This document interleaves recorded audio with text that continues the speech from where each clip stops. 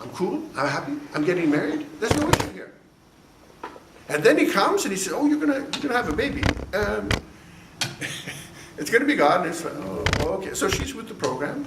And then he's ready to just kind of quietly put her away and no, it's all right, it's all right.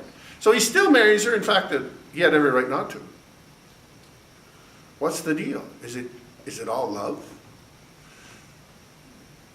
I don't really think so, because back then, all the marriages were arranged. It was not dying, love, and eternal fidelity. It was just, okay, this is what we're doing. This is the program. And by the way, you're going to marry that person.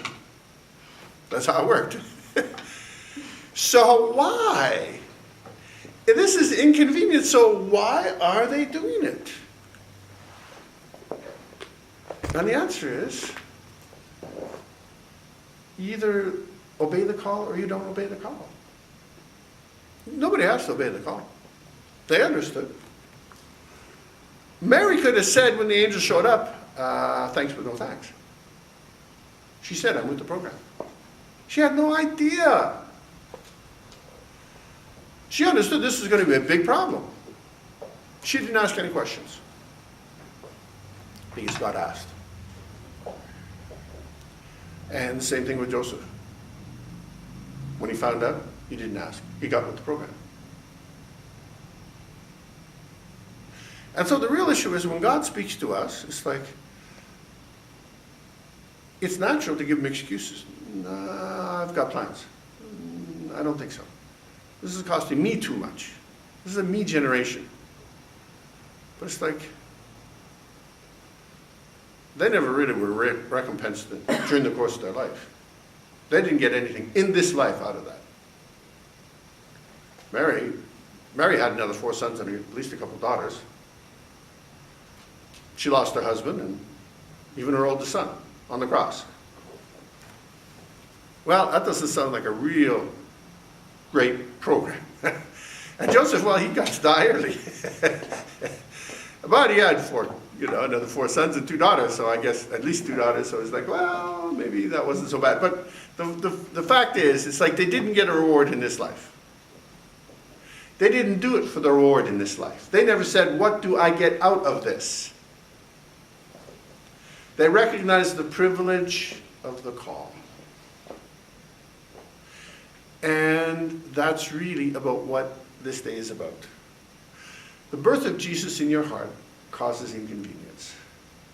It rearranges and restructures your life. Unfortunately, for many people, that's a one-time event,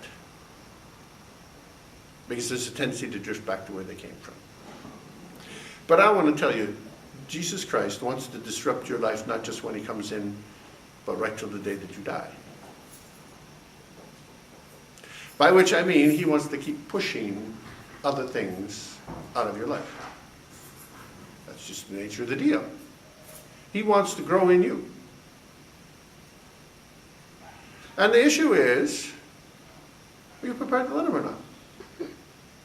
Is it about you, or is it about Jesus? It's not about what you get out of it as a Christian. I'm really disgusted by a lot of religious folks today basically selling Christianity as the high road. As, you get saved and God's going to bless you, and it's like, I don't know, I never heard that from Jesus. He said, in this world you shall have tribulation. Like, he said there's a reward, but if you're waiting for the reward, you're focused in the wrong place. Now, they definitely got a reward after they died. Most people say, I'm not into that. But it's not about the reward. It's not about the reward in this life or the next. It's really about our relationship with Jesus Christ. That's what it's about. Are you prepared to give him room in your life? Are you prepared to be inconvenienced by the birth of Jesus in your life? Are you prepared to be inconvenienced by the growth of Jesus in your life? Birth of children is one thing. You've got to take care of them after that. They might grow to 60 years old, but you'll be 80 years old and they'll still be your kids. That's just how it works. Your kids are always your kids. They're always your burden to pray for, to take care of, to worry about. We're not supposed to worry, but Hey, it's going to happen. It's human nature. What are they doing? You don't know what they're doing half the time, but Jesus Christ does. That's why you just got to pray over them. And when you don't know what they're doing, chances are they're getting into trouble.